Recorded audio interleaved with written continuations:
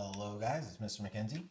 We're going to talk about how to add and subtract fractions with unlike denominators.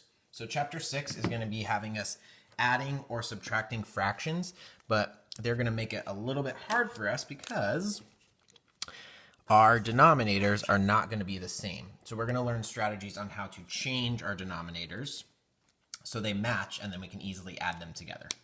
So the goal is to change your denominators, your bottom number, so that both match and then you can easily add and subtract them. Before we get started, let's just talk quickly about some vocabulary for fractions. Our numerator is going to be our top number, and that's how many parts of the whole that you have for the fraction that you're talking about or working with. And the denominator is your bottom number, and that's how many total parts are in a whole. So if you had every single complete piece, you would have 2.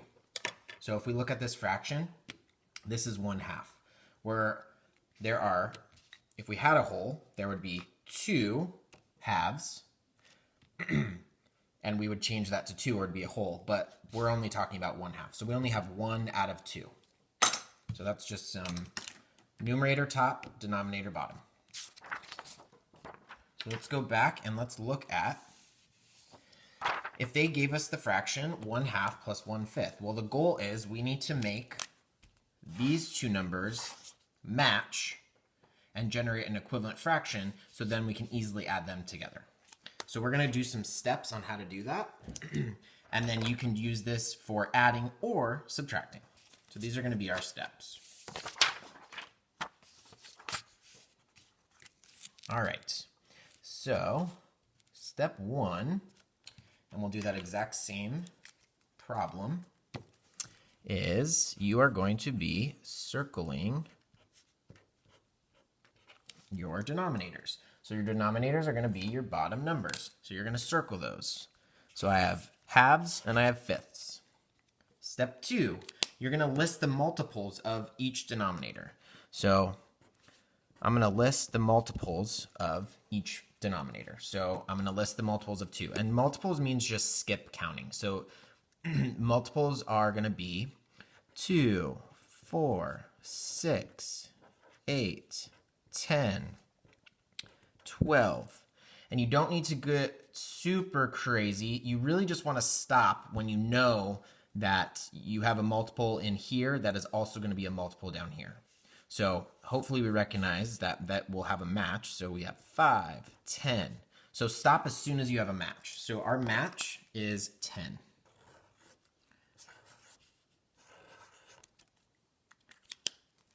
So that was step 3. We're going to circle the first number they both share, and this is going to be our new denominator. So now we're going to transform our half and our fifths into tenths.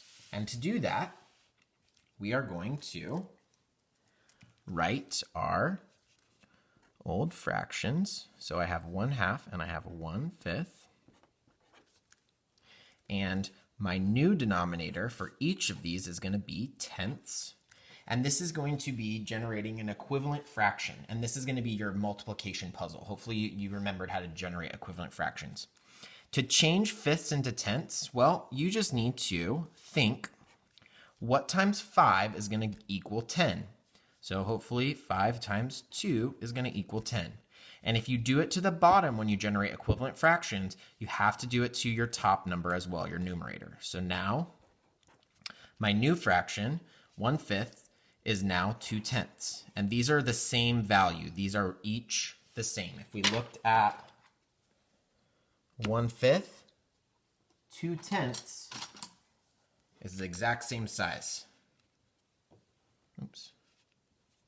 2/10 is the exact same size as 1/5. We're going to do that now to 1/2. So we're going to think what times 2 is going to equal 10? Well, I can think 5. And if I do it to my denominator, I have to do it to my numerator. So now I have 5/10. Now I can easily, step 5, add those together because they're the same. Now they have matching denominators. So now I can add 5/10 plus 2/10.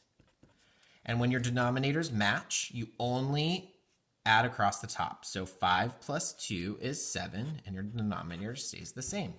My apologies. That was Siri. All right, let's do another one.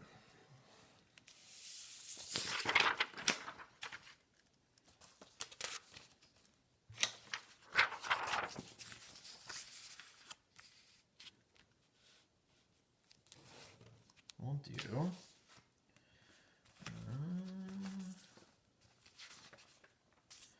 do 2 ninths plus 1/3. Step 1, we need to circle our denominators. Make this a little higher, sorry guys.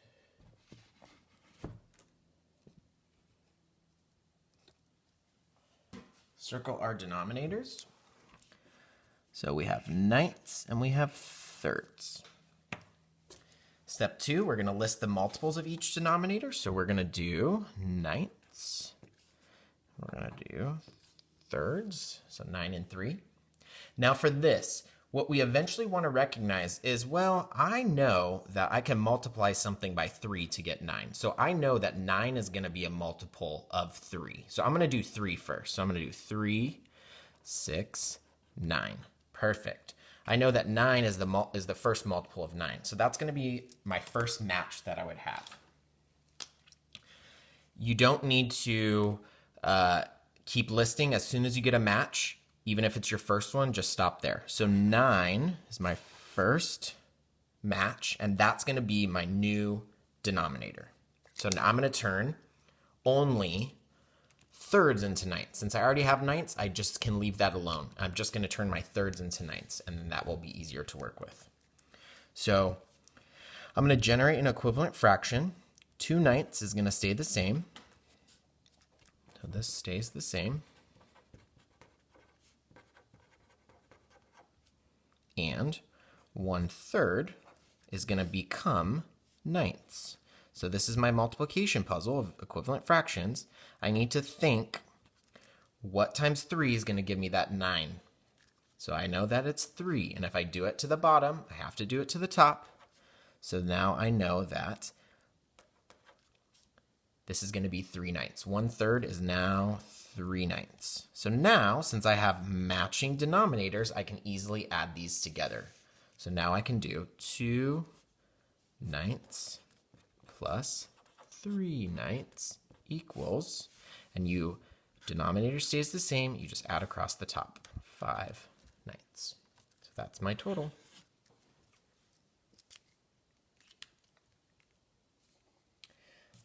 Now, you do the exact same steps for subtraction. So we'll do 2 subtractions problems.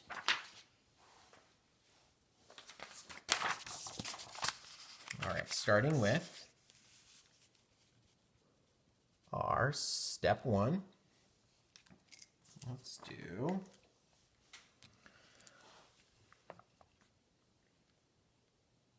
4/5 minus 1/2. Step 1, circle your denominators. Step 2, list the multiples of each denominator. So I'm going to have 5 and I'm going to have 2.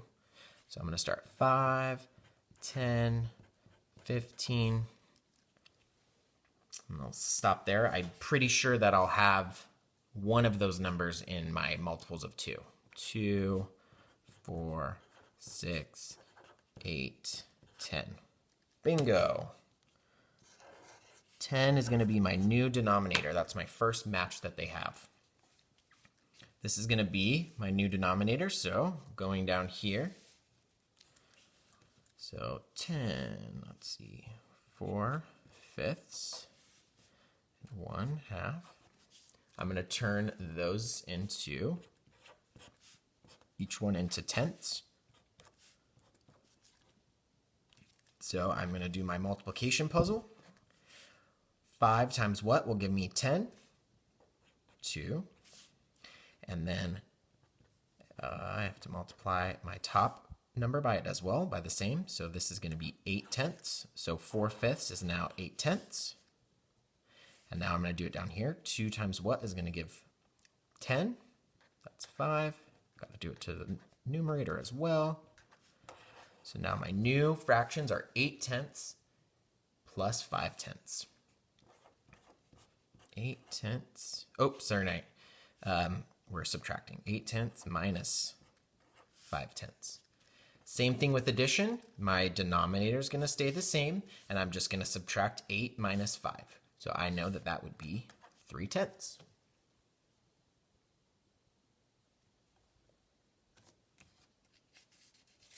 Do one more.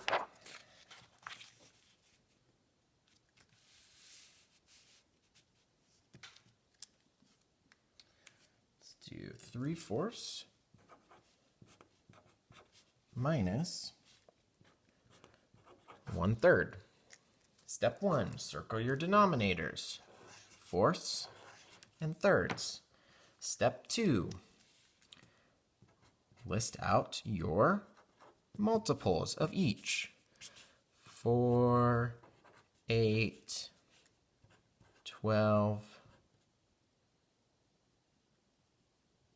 16. Sorry, I had a brain freeze. Now I'm going to do threes.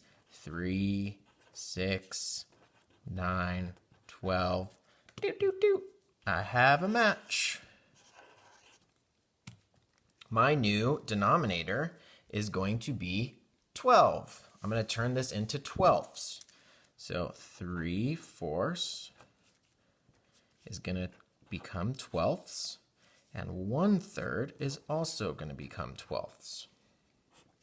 So now I'm going to do my multiplication puzzle. 4 times what will give me 12? Now that's 3. Now I need to do that to my top number as well. These always have to match. If you do it to your bottom, you have to do it to the top. So this will be 9/12. And 1/3, I know I need to turn my bottom number into 12. So 3 times what is 12? That will be 4. And you have to do it to your top. So now I have my 2 new fractions. 9/12 minus 4/12. 9/12 minus 4/12. And my denominator will stay the same. And I'm just going to subtract across the top. 9 minus 4 is 5/12. So my answer is 5/12.